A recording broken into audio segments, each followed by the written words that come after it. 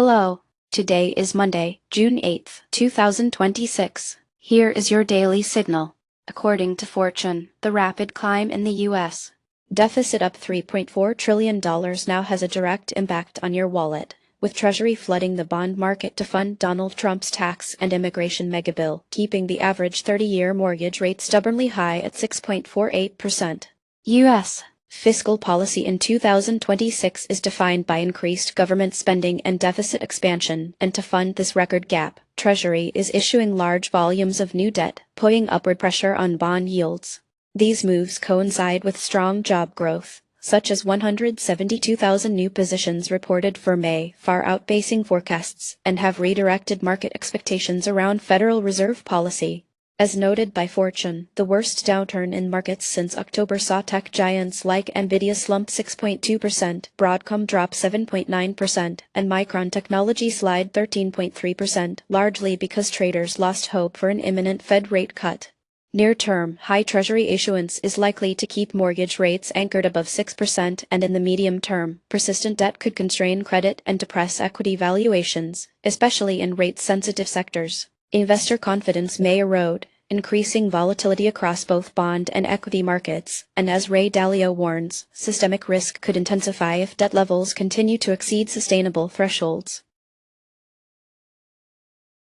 Next, turning to the 2026 FIFA World Cup, Fortune reports that fans are being priced out as ticket costs for key matches have soared to upwards of $2,000, causing many loyal attendees to stay home and pushing tournament accessibility to historic lows. This year's World Cup marks the first time three nations, United States, Canada, and Mexico, are hosting, and features a new expanded format with 48 teams. Travel and lodging for international fans only add to the burden, with Business Insider finding fans spending between $5,000 and $20,000 to attend, making this the most expensive World Cup ever. Michael McCready, a four-time attendee, notes that rising prices threaten the inclusive spirit of the event, potentially making it less of a global celebration. In the near term, some stadiums may see lower attendance from core fan groups, impacting both match atmosphere and local economic benefits, while expensive tickets and travel could shift demographics toward more affluent or corporate guests and reduce tournament diversity. In the medium term, persistent high barriers might compromise the World Cup's role as a truly accessible sporting event, putting pressure on FIFA and host nations to rethink cost structures and affordable fan strategies for future editions.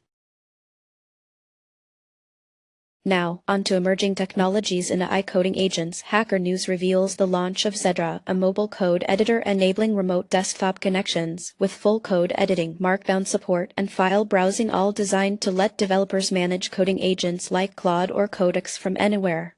AI coding agents have been an automation force since 2021, accelerating code generation, and mobile control approaches now empower developers to interact from outside their offices, boosting workflow flexibility. Building on efficiency, a new classifier system was introduced that routes requests to the least expensive AI model and optimal reasoning depth, achieving 3 times more usage at the same cost, a significant breakthrough for token consumption. In the near term, mobile control planes like Zedra could increase developer productivity by letting coders review and launch AI tasks from their phones. Improved token efficiency and agent routing may drive broader adoption by lowering operational costs, democratizing advanced coding tools among freelance and remote developers, and pave the way for new pricing and resource models in automated coding. Now, onto the markets. International equities moved lower, led by Germany, where the EWG ticker slid by around 2.2%.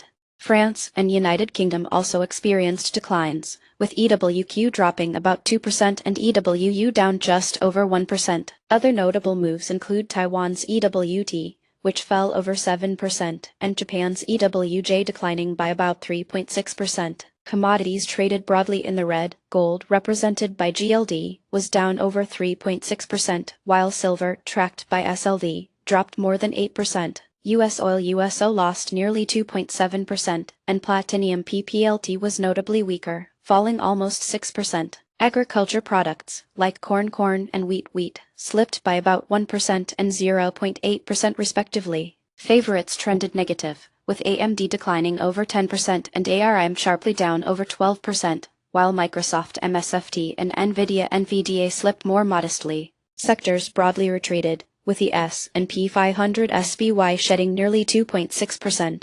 Semiconductors stocks falling over 10%, and clean energy QCLN off more than 9%.